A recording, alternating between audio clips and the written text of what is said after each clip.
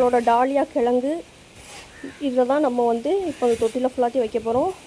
இதை வந்து பார்த்திங்கன்னா கிட்டத்தட்ட ஒரு 11 கிழங்கு கிட்டே இருக்குது. நம்ம அன்னைக்கு நடுவு பண்ணோம்ல ரோஸ் செடியெல்லாம் நர்சரியிலேருந்து வாங்கிட்டு வந்து ஜினியா எல்லாம் பார்த்திங்கன்னா எப்படி தளர்விட்டு இருக்குன்ட்டு பாருங்கள். ஹாய் நண்பர்களே, welcome back to our channel. இன்றைக்கி நம்ம என்ன பார்க்க போகிறோன்ட்டு நீங்கள் தம்ப்லைன்லேயே பார்த்துருப்பீங்க. ஸோ நம்ம டாலியா பூவை தான் நடுவு பண்ண போகிறோம். அதுக்காண்டி தான் ஃப்ரெஷ்ஷாக நம்ம தொட்டி வந்து காலையிலே இப்போ வாங்கிட்டு வந்தாச்சு. ஒரு 10 தொட்டிக்கிட்ட வாங்கிட்டு வந்திருக்கோம். இன்னுமே நம்ம வந்து எடுத்து வைக்க சொல்லியிருக்கோம். ஸோ அவங்க எடுத்து வைக்கிறேன்னு சொல்லியிருக்காங்க. ஸோ அதை அதுக்கப்புறம் போய் வாங்கிட்டு வரணும். இப்போ பார்த்தீங்கன்னா இந்த 10 தொட்டிலையுமே நம்ம டாலியாவை மட்டும்தான் வைக்க போகிறோம். ஒவ்வொரு செடியாக நம்ம வந்து வச்சிடலாம். ஒவ்வொரு கிழங்காக தான் நம்ம வைக்கணும். நம்ம செடி வந்து வைக்கல, இது வந்து கிழங்கா தான். இப்போ வந்து பார்த்திங்கன்னா மண்கலவை ஆல்ரெடி நாங்கள் வந்து இதை வந்து செம்மண்ணும் ஆற்று மணலும் வந்து 30% போட்டு எல்லா தொட்டியும் கனெக்ட் பண்ணி போட்டு வச்சுட்டாங்க எங்கள் அம்மா. நெக்ஸ்ட் பார்த்திங்கன்னா இது வந்து சாணி உரம் தான் மிக்ஸ் பண்ண போகிறோம். அது எல்லாமே 30% போட்டுட்டு சாணி உரம் ஒரு 20%, அப்புறம் வந்து இலை உரம் இருந்துச்சுன்னா அதில் ஒரு 20% போட்டுக்கலாம். எங்கள்கிட்ட இலை உரம் இருக்குது, அதையும் நாங்கள் போட தான் போகிறோம். இருந்தால் போட்டுக்கலாம், இல்லாட்டா வேண்டாம். பார்த்திங்கன்னா எல்லாத்தையுமே நல்லா மிக்ஸ் பண்ணிடணும். அப்போ தான் எல்லா தொட்டிக்கும் வந்து ஈக்குவலாக வந்து அந்த உரம் எல்லாமே கரெக்டாக போகும்.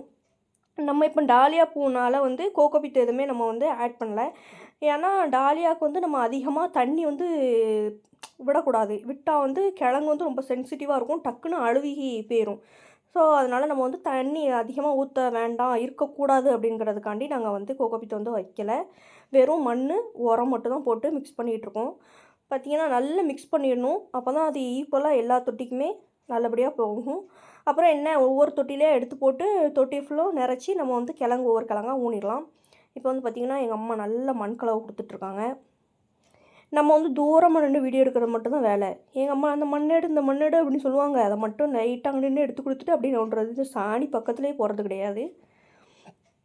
அப்புறம் பார்த்திங்கன்னா இப்போ ஒவ்வொரு தொட்டிக்கும் வந்து நாங்கள் வந்து அளந்து பார்த்துட்டோம் எவ்வளோ வருது அப்படின்ட்டு. இந்த தொட்டியோட அளவு பார்த்திங்கன்னா 10 இன்ச்சுன்னு நினைக்கிறேன்.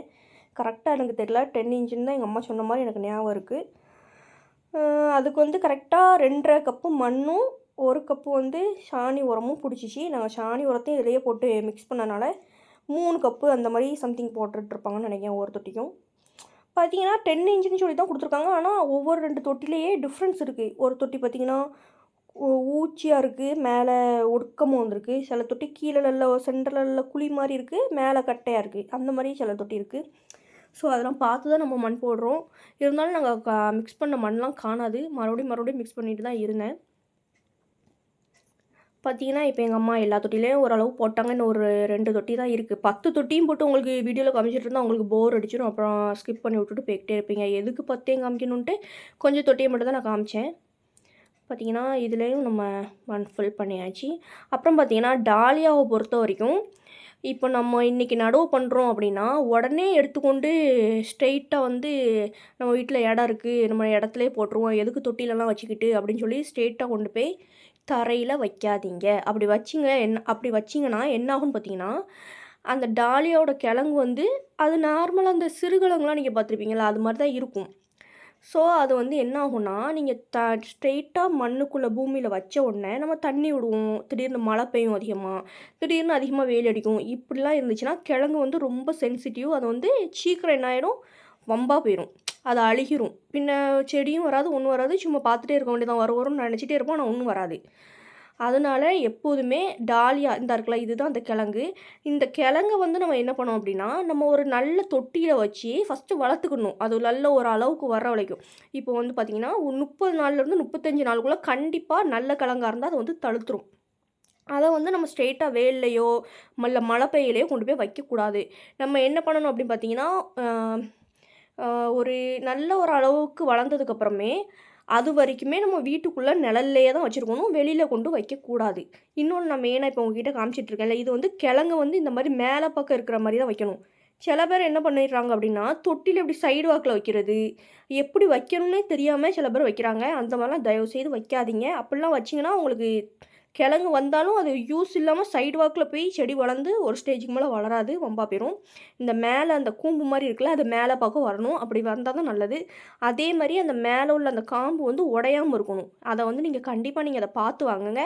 அது உடஞ்சிருந்துச்சு, அந்த கணு வந்து உடஞ்சிருந்துச்சுன்னா அது நீங்கள் என்ன தான் எப்படி மண்கலவை வச்சாலும் எப்படி வச்சு வளர்த்தாலும் அது வளராது, யூஸ் இல்லை, வம்பாக தான் போகும். ஸோ நீங்கள் வாங்குறீங்களா பார்த்து வாங்குங்க, அதுதான் ரொம்ப நல்லது.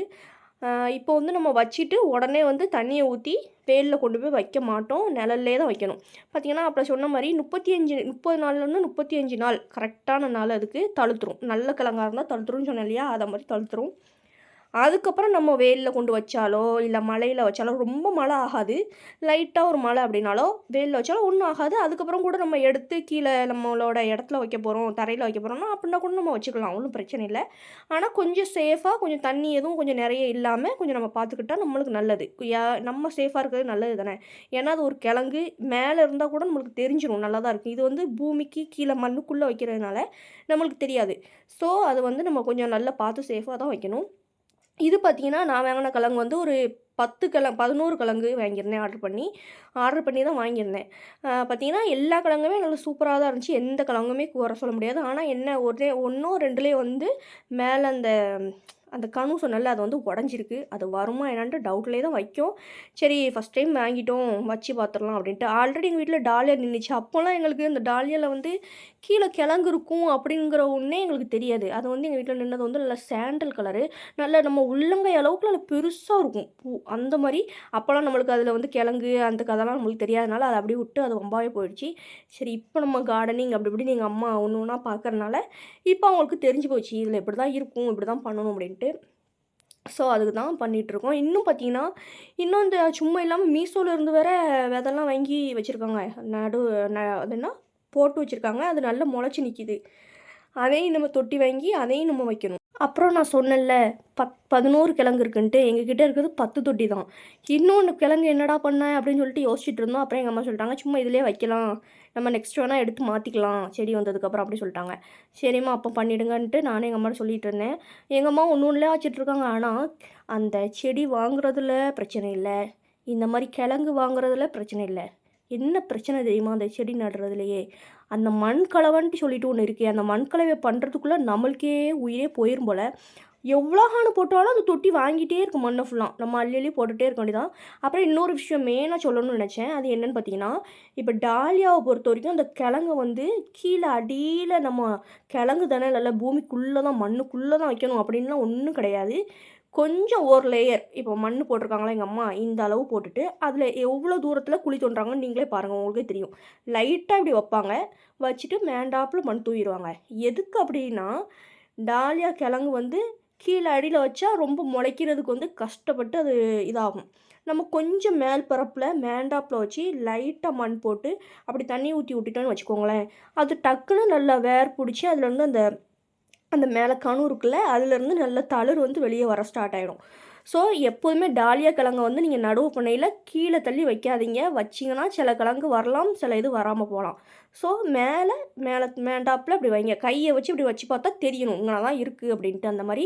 அதுக்காண்டி ரொம்பவும் மண் போடாம இருக்காதீங்க. மண் போட்டு மூடிடுங்க மேல. அதேமாரி ஃபஸ்ட்டு டைம் நம்ம தண்ணி ஊத்தும்போது, கொஞ்சம் ஓரளவுக்கு தண்ணி ஊத்துங்க. ஏன்னா, நம்ம அடுத்து வந்து 2 வாரம் கழிச்சு தான் இல்லன்னா 1 வாரம் கழிச்சு தான் நம்ம தண்ணி ஊத்தணும். அடிக்கடி வந்து டாலியாவுக்கு கிழங்கு வச்சோனே தண்ணி ஊத்தக்கூடாது. ஊத்துனீங்கன்னா, அது வந்து ஃபங்கஸ் ஆயிடும். ஃபங்கஸ்னா ஒரு மாரி மேல அந்த கிழங்குல ஃபுல்லா ஒரு மாரி இந்த பூஞ்சைன்னு சொல்லுவாங்கல்ல, அந்த மாரி ஒரு மாரி பஞ்சு பஞ்சா வந்துரும்.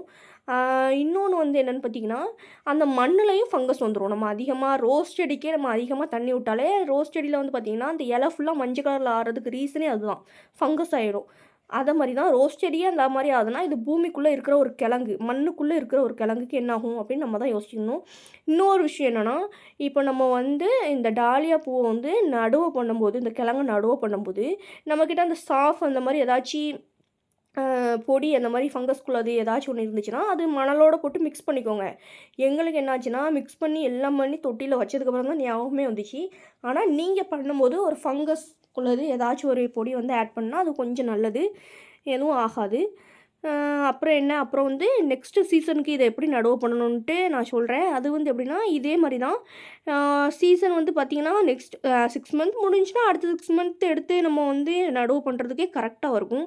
பார்த்தீங்களா 2வது கிழங்கையும் இந்த தொட்டியிலே வச்சாச்சு. ஸோ, இப்போ நான் என்ன சொல்லிட்டுருந்தேன், 6 மந்த்து அ இப்போ நம்ம வச்சிருக்கோம் அப்படின்னா, ஏப்ரல் டூ நவம்பர் அப்படி வச்சிருக்கோம்னு வச்சுக்கோங்களேன். அடுத்து டிசம்பர்ல எடுத்து அந்த கிழங்கு எடுத்து உடனே கொண்டு நம்ம நடவு பண்ணக்கூடாது. அப்படி இல்லன்னா, "இதிலேயே இருக்கட்டுமே, அதுதான் இதிலேயே வளருது" அப்படின்ட்டு அதிலேயே விடக்கூடாது. விட்டீங்கன்னா, நீங்க ஒவ்வொரு செடி தான் அப்படி தான் வரும். அந்த கிழங்க எடுத்து ஒரு 3 நாள், 4 நாள் கிட்ட நல்லா அத வந்து ட்ரை ஆக்கிட்டு, நெக்ஸ்ட்டு நீங்கள் மண்ணில் வந்து பூத்து மறுபடியும் நடவு செய்யணும்.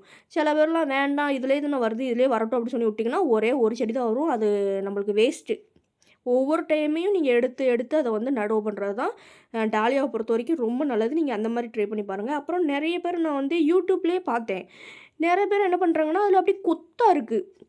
என்னது கிழங்கு வந்து கீழ நல்லா கொத்தா இருக்கு. அந்த கொத்தா இருக்கிறதையும் அப்படியே வச்சுருதாங்க உள்ள. அப்படிலாம் வைக்காதீங்க. அப்படி வைக்காம அந்த கணு பிய்யாம ஒவ்வொரு கிழங்கையா பிரிச்சு ஒண்ணு ஒண்ணா எடுங்க.